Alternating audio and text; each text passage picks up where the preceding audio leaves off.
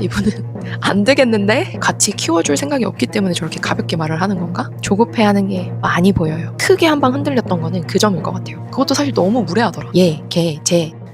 여러분 안녕하세요. 덕등입니다. 오늘은 나는 솔로 32기 돌싱 특집 드디어 무르익어 가고 있습니다. 이번 방송을 보고는 하고 싶은 말이 너무 많아서 지금 드릉드릉 하고 있는 상태예요. 녹화 방송이 너무 길어질 것 같아서 편집도 직접 하는 입장에서 좀 걱정이 되긴 하는데 한번 시작해 보도록 하겠습니다. 데이트 장면들에 대해서 이야기를 해보자면 영숙님이랑 영철님에 대해서는 사실 할 말이 없어요. 영숙님은 아예 영철님한테 관심이 없고 큰 사유로는 술 먹고 나서의 영철님 모습을 보고 완전 제꼈다고 말씀을 하시죠. 아무래도 전 결혼에서 술이 뭔가 굉장히 큰 문제였던 것 같아요. 자기소개 때도 되게 술에 대해서 강조를 해서 영숙님이 말씀을 하셨잖아요. 그래서 영철님은 뭐 이래나 저래나 안 될 것 같은 느낌이 확 와고 영철님 본인도 그걸 느끼셨는데 영숙님이 되게 잘 거절을 해주셨고 그걸 영철님이 또 잘 알아들으셨죠. 그래서 그 커플은 이미 쫑이 나가지고 자연스럽게 영철님은 영자님한테 돌아갈 수밖에 없는 상황이 됐죠. 영자님은 영철님이 본인을 선택하지 않았음에도 불구하고 호감도가 떨어지지 않았고 영철님이랑 데이트를 한번 해봐야겠죠 그래도? 라고 말씀을 하시잖아요. 그래서 그 부분은 되게 멋있다고 느껴졌고 그래도 어떻게 사람이 안 삐져. 그래서 좀 삐진 뉘앙스를 둘째 날 술자리를 하면서 조금씩 내비치잖아요. 뭐 그런 모습은 되게 상당히 인간적이었는데 낯솔라라랑 별개인 얘기를 하나 해볼게요. 영자님이 본인 일에 대해서 이야기를 하는 장면이 잠깐 나왔는데 한의원 상담 실장님이시잖아요. 본인의 업무에 대한 어떤 보람을 이야기를 할 때 고객을 표현을 하면서 정확한 워딩으로 신뢰를 얻어야 얘도 돈을 쓰는 건데 그래서 얘가 긁었어? 라고 표현을 하신단 말이에요. 한의원의 고객님을 본인을 믿고 결제해주시는 고객님을 얘, 걔, 쟤 이런 식으로 표현하는 거는 좋지 않아 보이더라고요. 내가 만약에 실제로 한의원 다니는 사람인데 내가 아는 실장님이야. 저 실장님 설명 듣고 다이어트 한약 결제하고 왔잖아. 근데 막 표현을 그렇게 해 방송에서. 약간 실망스러울 것 같아. 그래서 영수가 영자한테 탐욕적이어 보인다고 할 때 조금 웃겼어. 그리고 물론 술이 좀 들어가서 그럴 수는 있지만 자고 있는 영철 이불을 확 제껴가지고 깨우잖아요. 그것도 사실 너무 무례하더라. 영자님이 굉장히 유쾌하고 발랄하고 그런 건 있는데 행동 하나하나를 봤을 때 저는 주변에 누가 그런 식으로 행동하면 조금 불편할 것 같아. 톡톡 쳐서 깨우는 것도 아니고 그래도 영철님은 그런 거에 대해서 큰 불편감을 느끼지 않기 때문에 바로 일어나셔서 영자님 투정 부려도 다 받아주시고 두 분의 러브라인은 다시 이제 순항하는 방향으로 가지 않을까 싶습니다. 그리고 정숙, 영호 이야기를 해보자면 정숙님이랑 영호님은 첫인상 선택에서부터 둘이 통했고 영호님은 또 연상이 좋다고 하셔서 정숙님에게 아주 푹 빠진 모습이에요. 정숙님이 영호님한테 여자친구가 생기면 어떤 로망이 있냐 이렇게 물어봤는데 영호님이 되게 소박한 대답을 많이 하셨어요. 뭐 놀이공원을 간다든지 밥 먹고 영화 보고 커피 한 잔 마시는 거. 그와 반대로 정숙님은 되게 심드렁하게 저는 다 해봐서 하하하 이렇게 말씀을 하시잖아요. 그렇게 대답을 할 수밖에 없는 이유는 지금 정숙님이 영호님이랑 밖에 나가서 영화 보고 밥 먹고 커피 마시고 이런 게 설렐 거라고 기대가 됐으면 그렇게까지 대답 안 했을 것 같은데 그런 기대감이 안 드니까 좀 심드렁한 표현을 하지 않았을까? 내 마음 콩닥콩닥하게 하는 사람이 뭐 저는 그냥 영화 데이트 하고 싶어요 하면은 막 손잡는 상상하고 같이 옆자리에 앉아서 꺄! 그런 거 상상하게 되지 않을까? 연상의 누나를 연하남이 두근두근 도키도키하게 하는 게 쉽지 않기는 해요. 경험치가 너무 다른 경우에 특히나. 그리고 영호님이 데이트할 때 이렇게 손 뻗어가지고 정숙님 맞거나 화장실 앞에서 어슬렁어슬렁 대는 게 첫 데이트에는 좀 과했다라는 생각도 들고 그런 애매한 행동들은 점수 따기가 어려워. 그래서 영호님이 장교니까 딱 옷 입고 군복 차려입고 멋있는 군인의 모습을 보여주면 그런 게 설레는 포인트가 되지 않을까 싶은데 아쉽네요. 솔로 날에서 그걸 보여줄 수가 없으니까. 그리고 영식님이랑 순자님. 영식님이 키 188, 진짜 키가 크죠. 그리고 행동으로 잘 챙겨주고 배려하는 모습이 또 순자님에게도 되게 어필이 된 상태입니다. 그리고 영식님도 순자님한테 되게 호감이 있는 것처럼 계속 말씀을 하시고 표현을 해주셨잖아요. 그래서 두 분이 되게 잘 어울리기는 하는데 영식님의 속마음은 자기소개 전에는 영숙인데 자기소개 이후에는 순자란 말이에요.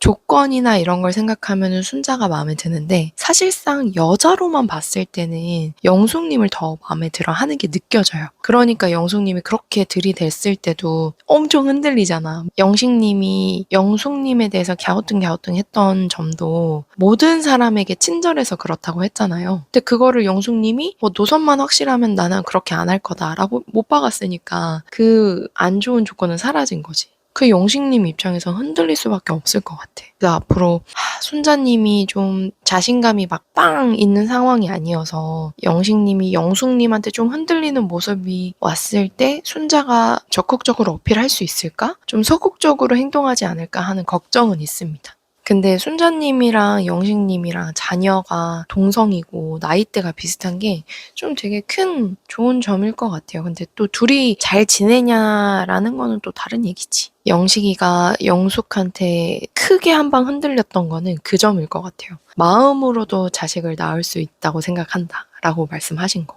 오, 그때는 저도 좀 찡 하더라고요. 영식님의 아들을 내가 찐 아들로 받아들일 수 있다는 가능성을 생각한다라고 말씀하시는 게 아이를 양육하는 양육자 입장에서는 말만으로도 고마울 것 같고 그런 생각까지 할 수 있다는 거는 이 사람이 좋은 사람이다 판단을 하게 하는 조건일 것 같아요. 옥수님은 되게 차분하고 말투가 매력적이야. 되게 배우고 싶었어요. 근데 또 할 말은 하는 성격이야. 막 밀리지 않아.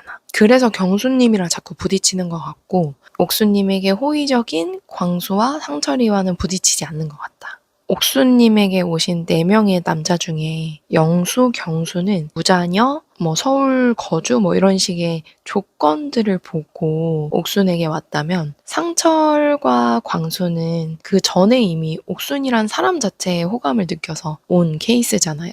그래서 당연히 옥순님은 상철님이나 광수님이 마음에 들 수밖에 없는 것 같고 되게 의외였던 거는 광수가 1위가 아니라 상철이와 동등하다는 답변이었는데 왜 그럴까 생각을 해보니까 옥수님은 지금 광수님의 이혼 사유가 궁금한 거야. 왜냐면 옥수님 입장에서는 사람도 너무 괜찮고 직업도 괜찮은데 결혼 생활도 1년이 채 안 됐고 이혼한 지도 1년밖에 안 됐어요. 근데 나는 솔로를 나온다? 내가 생각해도 옥수님 입장에서 의아스러울 것 같거든요.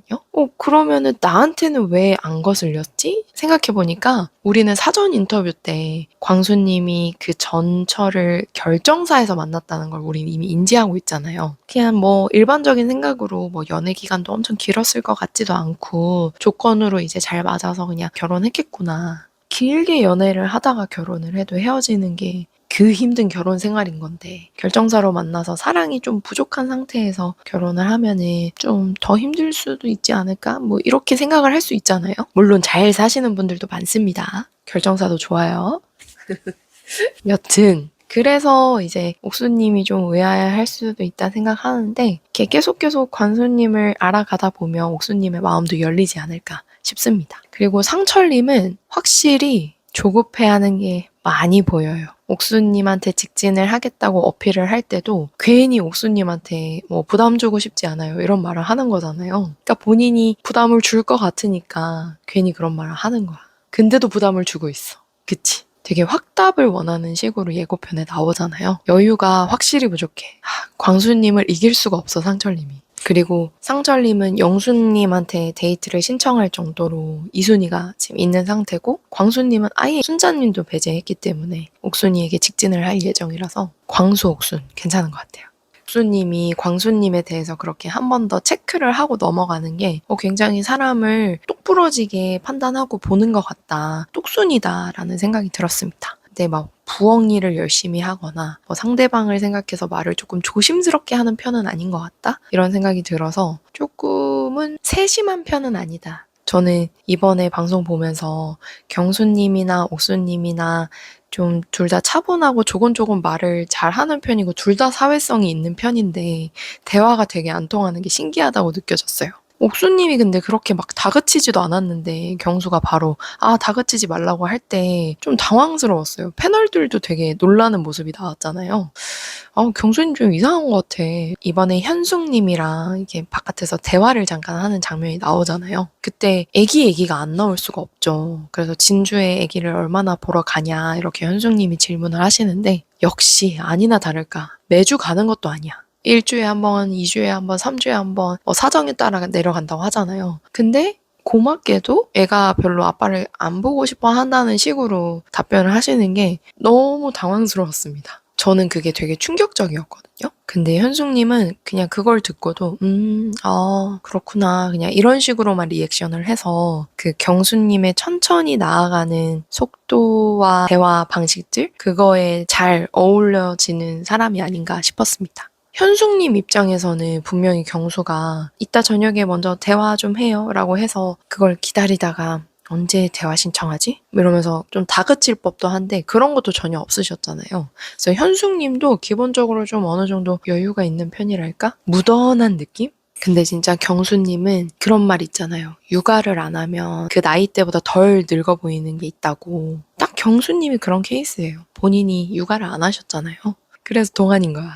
사실 싱글처럼 거의 지낸 거죠, 서울에서 혼자. 그러면서 자기소개 때 상대방이 아이가 있어도 상관없냐는 질문에 당당하게 상관없다고 애기 10명씩 있는 거 아니잖아요? 이렇게 말씀을 하시잖아요. 그 멘트 자체는 사실 되게 멋있는 건데 막상 자기 아이도 안 키우는 사람이 그렇게 얘기를 했다는 거로 생각을 하니까 같이 키워줄 생각이 없기 때문에 저렇게 가볍게 말을 하는 건가? 라는 편견이 생기기도 합니다. 계속 말실수를 하는 영수님이나 좀 쎄한 느낌이 드는 상철님에 비해서는 정상인처럼 느껴져도 그런 양육에 대한 가치관이나 본인이 불편감을 느꼈을 때 툭툭 공격적으로 내뱉는 말들이 저는 좀 그렇더라고요. 마지막으로 영수님은 답이 없어. 쉴드가 안 돼, 이제. 제가 지난주까지만 해도 이렇게 말을 막 실수를 하고 그래도 악의는 없는 분이다 라고 이야기를 했었는데 옥수님의 16살 노견에 대한 이야기를 술자리에서 또 언급을 하는 걸 보고 와, 이분은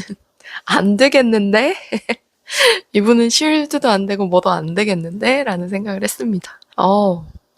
어질어질해요. 할 말, 못할 말 구분 못하는 걸 둘째치고 그걸 아예 농담으로 얘기를 한 건데 옥수님이 못 받아친다 이렇게 아예 남 탓을 하는 거 보고 저는 영수님을 손절하기로 했어요. 안 돼, 그분은. 정말 이제 방송을 보고 내가 했던 말들이 큰 문제가 있었구나 느끼지 않는 이상 답이 없을 것 같아요. 이번 방송 출연한 계기가 자기 자신을 파악하는 마지막 기회이지 않을까, 영수님에게는. 그런 생각이 듭니다. 꼭 이번 기회에 저런 말은 하면 안 되는 거구나 라고 반성을 해보셨으면 좋겠어요. 또 주저리 말을 했는데 제대로 리뷰를 한 건가 모르겠어요. 리뷰를 찍을 때마다 또 우리 구독자님들은 어떻게 생각을 하시나 이런 궁금증이 들면서 댓글이 기다려집니다. 그래서 이번 주도 너무 재밌었다. 다음 주에는 또 랜덤 데이트가 있을 예정인데 어떻게 진행될지 기대되는 바입니다. 그럼 다음 주에 또 만나요. 안녕. 라라라라.